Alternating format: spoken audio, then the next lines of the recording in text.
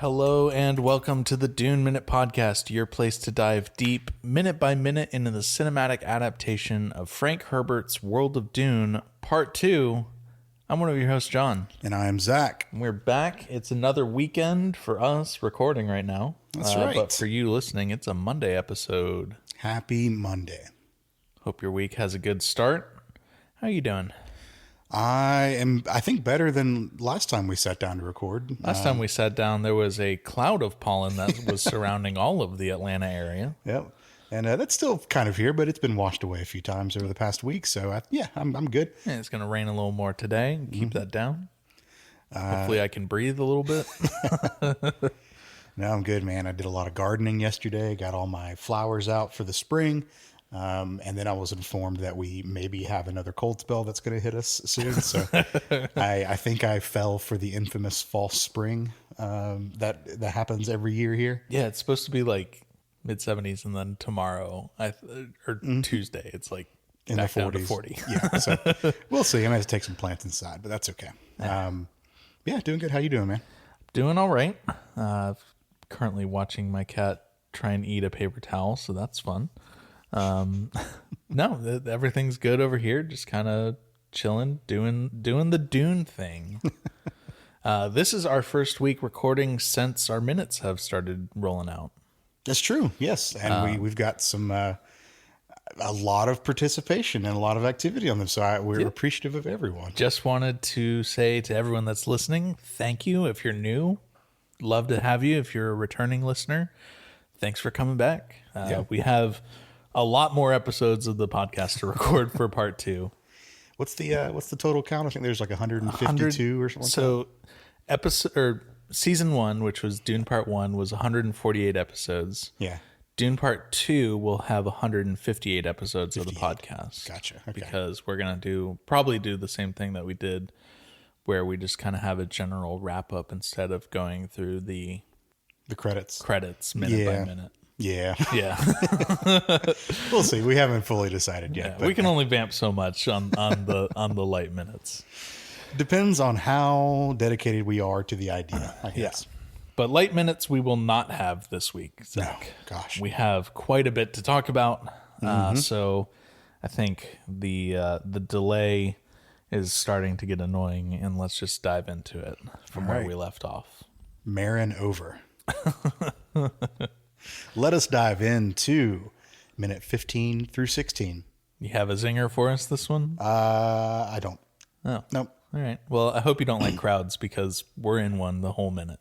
I am not too upset by crowds. I don't care. I, an agoraphobe, am. Yep, I know this. Though technically agoraphobia is wide open spaces, not crowds. I don't know what the crowd phobia is. I don't like being around a lot of people. Whatever it is. I know you're Googling it right now. Enochlophobia. Okay. That. Enochlophobia is an irrational fear of crowds or large gatherings that can cause significant anxiety and distress. Yep. All right, cool. Well, we've found another thing that's wrong with John. Learn something new every day.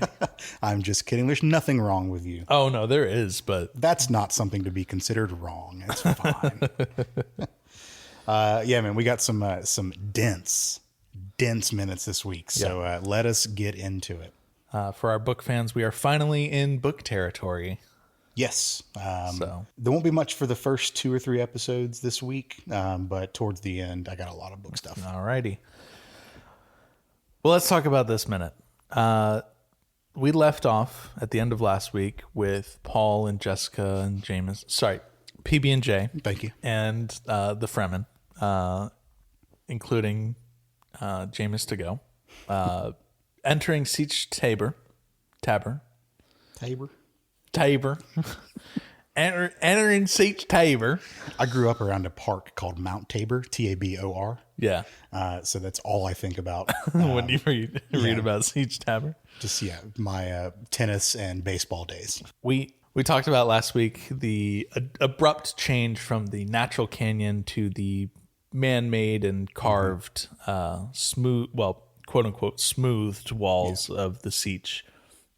All of the carvings in the walls of the prayers and prophecies and we ended off entering into a larger, we'll call it a hall, I guess is the appropriate term. An antechamber? Sure. And there were a lot of very pissed off and angry people, Yes. clamoring amongst each other. We ended with a camera shot, seemingly from Paul's perspective, looking at a particular Fremen man Yeah. who just seemed to be staring Paul right down. Yeah. And we picked this minute up exactly where we were there. Yep. This man really, is focused on Paul, and then we notice, at least in the background, more of the Fremen begin to shift their gaze. Yeah.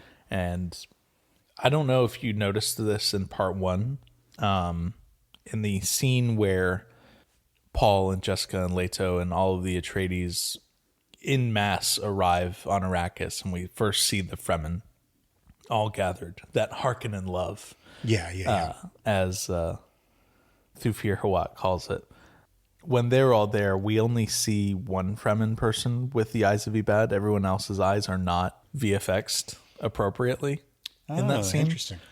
In this scene, everyone's eyes are VFX'd appropriately. So Oh, yeah. seems like we had a little more budget for about to say, some use that eye budget. color correction here. Use that budget increase. Hell yeah. Small detail, but this is what this show is about, is the details within the minutes. Yep. Paul and Jessica begin to, kind of work their way through this crowd, and the crowd is, still very angry, and very confused about their presence there. We get some moments where you can really start to feel the chaos of the crowd be pointed towards Paul and Jessica directly. Oh yeah. They're not shy about it. No, they're not. And as they're walking through the crowd, one person is yelling, "You killed Jameis, spies, witch." And that person is incredibly animated, obviously, rightly so, because the Fremen see Paul and Jessica as just that, spies and a witch. Chani has moved away from the small group, and she's kind of doing her own thing, blending into the crowd. But we do see a moment where she kind of looks back at Paul one more time before just slinking away into everything. In this moment, Paul... I took that to be like, I don't want to associate with these people right now. Yeah. No, she, I think, only respects him in the sense that he did beat Jameis fair and square in combat. But other than that, this white boy ain't shit. And the pressure of the crowd and everything is growing so much that at this point, we see Paul reach for Jessica's wrist to, grab and make sure that he has her. And I don't know if you noticed, but with her other hand, Jessica covers her belly instinctively, as she is going to do a lot in this movie. And then so after this, Stilgar does a pretty decent attempt to try and calm the group down. He's doing his best, I think. Yeah.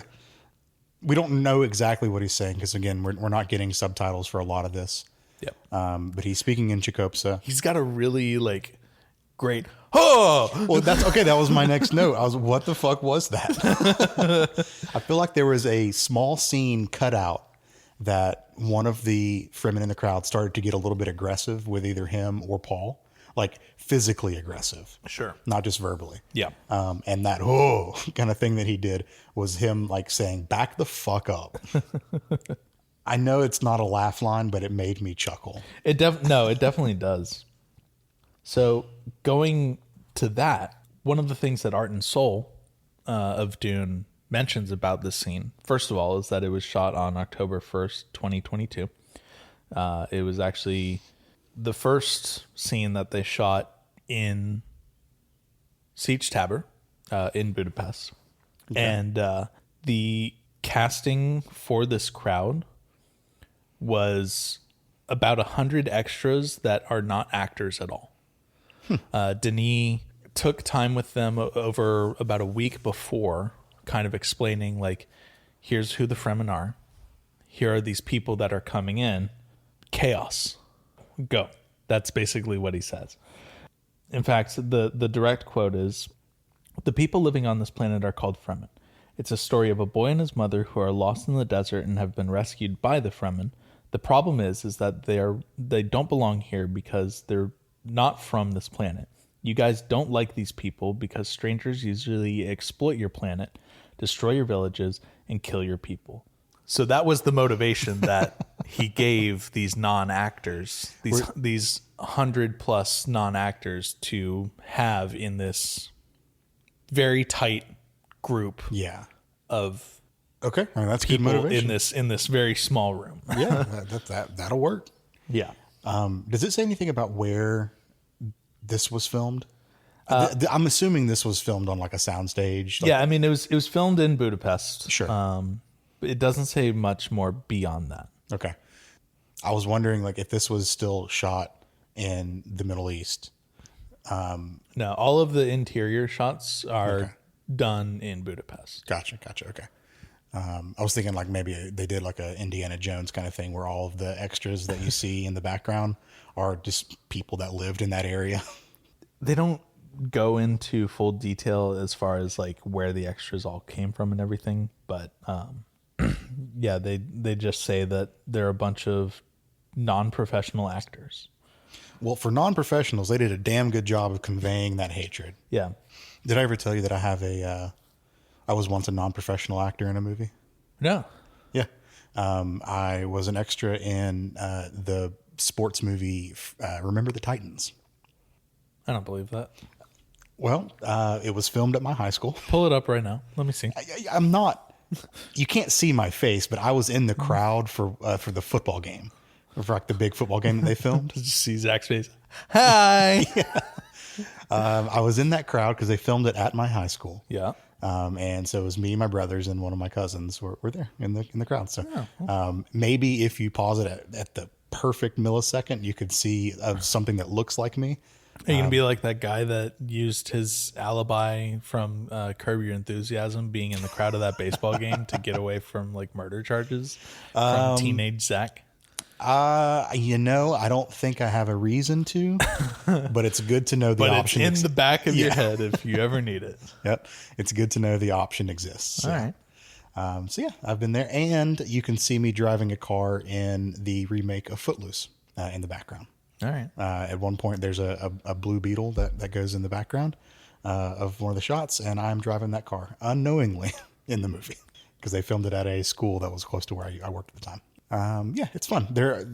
Movies are, or at least they were, filmed hand over fist in Atlanta. Oh, they still are. It's dwindling. No. Yes, it is. Marvel pulled out of Atlanta. A couple years back.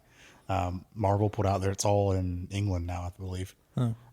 So they shot a lot of the stuff for Infinity War and Endgame out in front of the building that you and I used to live in. Oh, cool. Yeah. Okay. Well, we could talk forever about that. Yep. But non-professional actors, good job. Yeah. As I said a little bit ago, it's not all hate that they're shouting at Paul and Jessica and Baby, PB&J. There's a little bit of admiration. At first, it's very, very like angry crowd, but then there is one old man, one old man Fremen, old Fremen man. Old Fremen man. Yeah. Descriptors before. Yep. Who in Chakobsa begins shouting, "Stop, stop. They don't know what they're saying. Lisan al-Gaib, Mati." Yep. So it's clearly, well, I mean, okay. So before I say that, so as he's saying this, we start seeing people bowing their heads and, giving them signs of respect. So there's clearly a stark difference in the levels of like belief from different factions within the Fremen. And this is our first real glimpse into that. That'll be a central theme throughout the rest of the movie, but I believe this is our first real glimpse into that. Yeah. Right before this moment, a lot of the anger shifts towards sadness as well, because Jameis's body begins to enter the crowd, and we see a lot of people reaching out to touch the Capri Sun pouch that Jameis is wrapped up in. Yeah. So there's that moment of reverence for him, and then I think in that stillness is when the old man appears. Yep. And begins, it's the shift. Yeah. Yeah. And Paul's just looking, I mean, he's stone faced, staring back at him as they're moving through this crowd. And I couldn't decide whether it was a face of like, I don't know what to do, or like, yeah, that's right, bitch. Call me the Messiah. I think it's kind of halfway between both of those. Okay. Yeah, maybe. Yeah. Yeah, we get the Mahdi word a couple of times, and then I believe we end on Stilgar in this minute. Yep. We end on the camera kind of zooming in on Stilgar. Stilgar is beginning to see that the crowd is seeing what Stilgar himself has divined from Paul's presence. Yeah. I wrote that he's looking contemplative as fuck. Very similar to how your boy Chris Walken looked when we first saw him. Wow.